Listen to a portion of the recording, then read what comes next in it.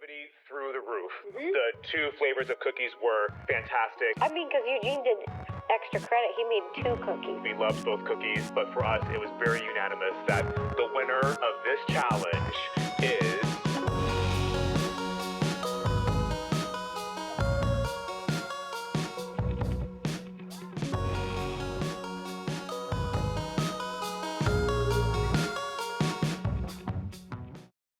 Rolling. Let's go. Take 2. Hi, my name is Jenny, and this is my channel, Baked by Stress. I'm a medical school student, so as the name of my channel might suggest, I am often stressed. But I like to bake and cook in order to alleviate some of that stress, and because it is a good creative outlet. I've been a fan of the Try Guys since their BuzzFeed days, a very long time now, and their channel is definitely my comfort content. I love watching them scramble to bake and make food because it's just fun. That's part of what cooking is. It's just fun to create and try and experiment. And one person in particular who does that a lot is Eugene Yang, the Asian of Chaos on the Try Guys channel, who likes to put some interesting ingredients, often Asian ingredients, into his food. And also alcohol. So I'm gonna be trying to recreate some of his creations and see if I can make them better, or at least palatable. Because I think a lot of his ideas were actually very good, very creative. He is, after all, a very creative individual who is doing a lot of things in fashion and art. What is food if not art? Today we are starting with Without a Recipe cookies, which has, in my opinion, one of his most creative, or at least feasible recipes. And his cookies were called Yin Yangs because they were literally a yin yang cookie made out of one side chocolate, Kahlua, and Gochujang, and then on the other side, Vanilla-Pecan-Baileys with pumpkin spice and miso. The cookies were beautiful, honestly, and as he says, they kind of represent the fraught historical relationship between Korea and Japan because of the gochujang and the miso. But I think that these flavors can actually be balanced out pretty well. In the episode, the judges do say that the miso side was actually pretty well balanced, and the gochujang side is basically a rendition of chili chocolate. In this case, it is gochujang, which is the chili, chocolate, which is the chocolate, and then Kahlua is a coffee liqueur, which, if you don't already know, coffee is sometimes used to deepen the flavors of chocolate desserts. So I actually think that can be made to be very delicious, but we have to be able to do this without letting the alcohol taste make it disgusting. As in, don't do what he did in this. So I am not a professional chef. As I said, I'm a medical school student, but I think I'm uniquely poised to take on this challenge because I really love to make desserts that have strange ingredients. One of my favorite cookies is the gochujang caramel cookies from New York Times Cooking. And I love to put miso in pretty much every single baked good that I make, just because these fermented bean pastes are really, really good at imparting a deep, savory flavor that desserts are elevated by. Miso and gochujang are 2 ingredients that you might not expect to see in a baked good. Miso, you might know it from things like miso soup, and you can use it in a variety of savory applications. I love using it to cook fish. It's very salty, it's very umami, it is fermented, and it is Japanese. And then gochujang is also fermented, also a bean paste. It's very spicy, is used in dishes like bibimbap, and it is Korean. So both ingredients that you wouldn't expect to see maybe in a sweet dish, but you know what? Expand your horizons. It's 2023. We can put so many things into cookies now. Because I do like to experiment with crazy flavors like Eugene does, I think this puts me in a very good position to try it out. Just like Eugene, I am an Asian of chaos. So to start off, let's talk about the vanilla side of the daegu, or yin yang. I'm just gonna call it vanilla because it is too confusing to say those 7 words that describe it. But basically, what I'm gonna do for this one is base it off of a recipe for miso browned butter cookies. Like I said, miso is an incredible addition to your cookies. I would suggest you add it even if you're not making this crazy recipe. But the other thing that you can add to cookies or any baked good that uses butter is change it into brown butter. You cook the butter down until its flavor morphs into something that is extremely toasty and nutty, and again, that just makes the flavor more complex, and it makes the flavor of your food a little bit more like butterscotchy and just a little something extra. So I would suggest you do that. But then the other thing is, obviously this is not just a miso cookie. The miso gochujang, like without all of this added nonsense, would be delicious. So I might also just make that as a cookie, just so we have something that's really palatable. But basically the thing that I think was extremely interesting about Eugene's choices is the alcohol. So this one has the Baileys, and specifically was pumpkin Baileys. I don't think it is the season for pumpkin Baileys. I don't think I can find it. So we're just gonna find Baileys and add some pumpkin spice and feel out how those flavor ratios work. And then we're gonna add some vanilla extract because it is the vanilla side of the cookie and it has vanilla in it. And we are going to top it with pecans or pecans. I'm not gonna have that argument with you, don't argue with me. So that is the vanilla side done. Now we're gonna talk about the gochujang, chocolate, etc. side, and I'm just gonna call this the chocolate side again for simplicity.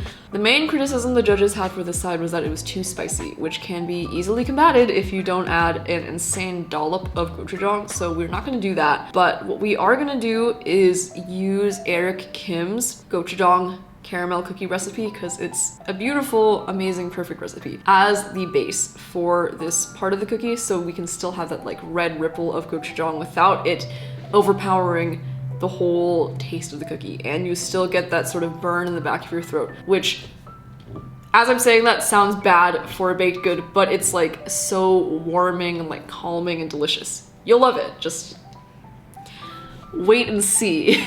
Not that any of you will probably ever try this, but we'll see. I'm also gonna put in a little bit of cocoa powder because he said it was like a chocolate cacao, Kahlua, etc. I'm assuming the cacao meant that he put in cocoa powder. And then we're gonna top it with chocolate chips for the chocolate part. We're gonna add a little bit of Kahlua, and hopefully, again, the coffee flavor will deepen that chocolate and cookie taste and won't make it disgusting. As long as we play our cards very carefully, it should be good. I am looking forward to this. I am really concerned mostly about the addition of the alcohol as liquid. I don't usually add liquids to my cookies because I feel like that is how you get that cakey texture, and one of the criticisms that the judges had was that his cookies were kind of like bagel textured. This tastes bagel-y.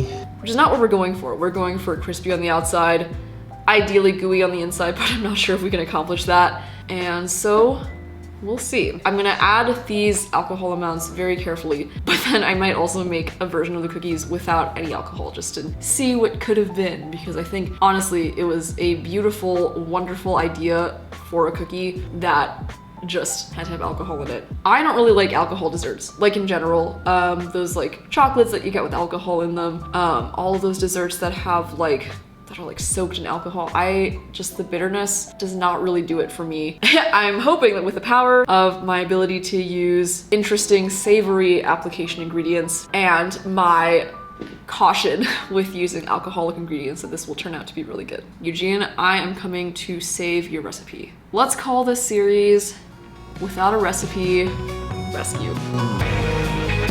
I will see you back here, I guess, in a sec. I need to go buy the ingredients and like film me making these cookies, so we'll see what happens.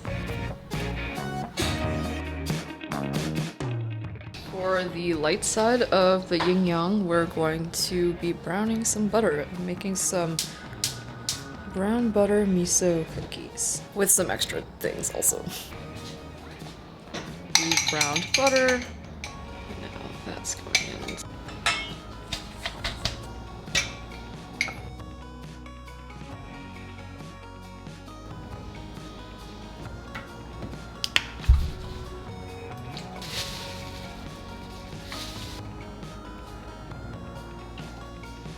Now I'm going to divide the batter.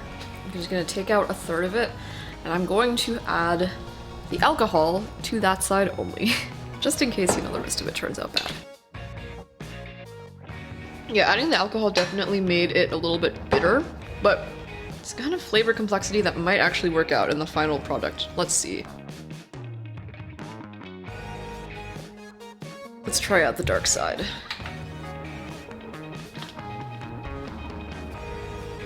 Okay, so this is gonna go as a caramel swirl inside the cookie. It's brown sugar, gochujang, and butter.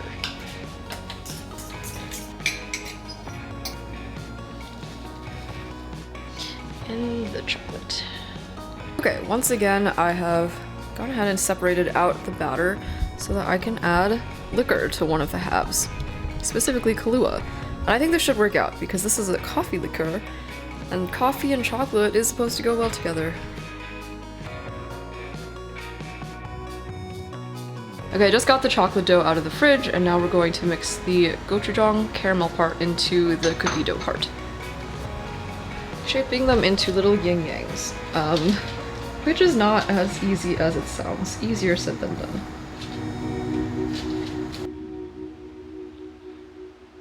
And here they are, non-boozy.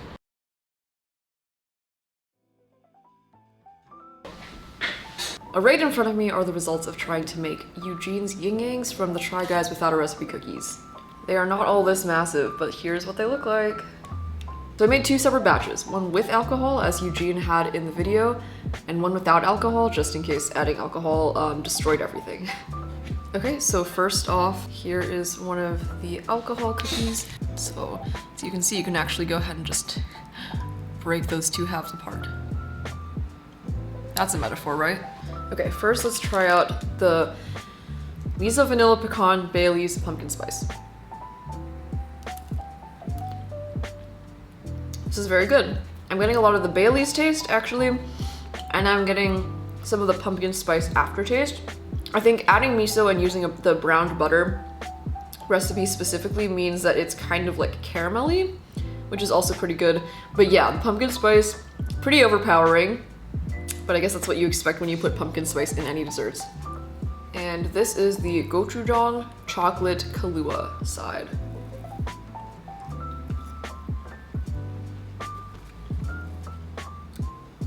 It's spicy.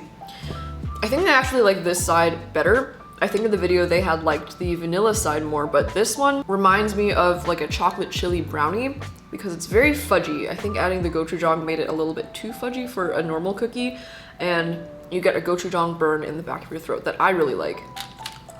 Okay, here is a non-alcoholic cookie. It's a little bit rougher, I think because there's less liquid in it, so there wasn't as much like smoothing action. There we go.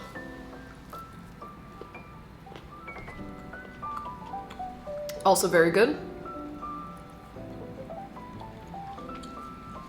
I think the alcohol does lend an extra dimension to the dessert. You know how sometimes you are given desserts with coffee and that bitterness is supposed to, I guess, enhance the flavor of whatever dessert you're eating? I think that's what's happening here. I think I do like the alcohol cookies better, but would I say to go out and buy alcohol if you didn't already have it to make these? I'm not sure I would say to do that, because I don't think the taste is too different. One thing that I really like about these cookies, because they use savory ingredients like miso and gochujang, is that they have a little bit of a saltiness and a savoriness that lets you keep eating them, as opposed to if you have an overly sweet cookie, you know, you can take a couple of bites and it will be a little bit rich and overpowering possibly. You know, the old Asian saying of, oh, it's not too sweet. But these are really good. Once again, the pumpkin spice is a little bit, it's there. I almost say the ingredient I would leave out of the cookies is the pumpkin spice because I feel like it doesn't really add much besides just turning the vanilla miso side into like a pumpkin spice fest. And the chocolate side's great. So I'll write up this recipe in a way that I think is the best way to do it, and I'll share it. Check out the description below, it's probably there. I don't really know, this is my first time doing this. But I really hope you enjoyed watching this. I really enjoyed making these. I enjoyed going back through the Try Guys chaos and like seeing what they did in that episode. And I love seeing people's reactions to the fact that I was doing this, because when I watch YouTube videos, I'm always like, oh, I wanna eat that, I wanna try it, it looks so good. Or I watch them and I'm like, especially with the Try Guys, I can do better, I can fix it. And so I think this is a recipe success. And I have successfully fixed Eugene's Ying Yangs. Let me know what other desserts you'd want to see from me, whether it's without a recipe or it's other crazy creations from around the internet, because I am game to try anything. Within reason. If you want more regular content from me, because man, YouTube videos take a long time to edit, you can check out my Instagram at bakedbystress, and there you can see my bakescapades and general life escapades if you would like to. Thank you so much for watching, and I hope to see you here again sometime soon. Bye!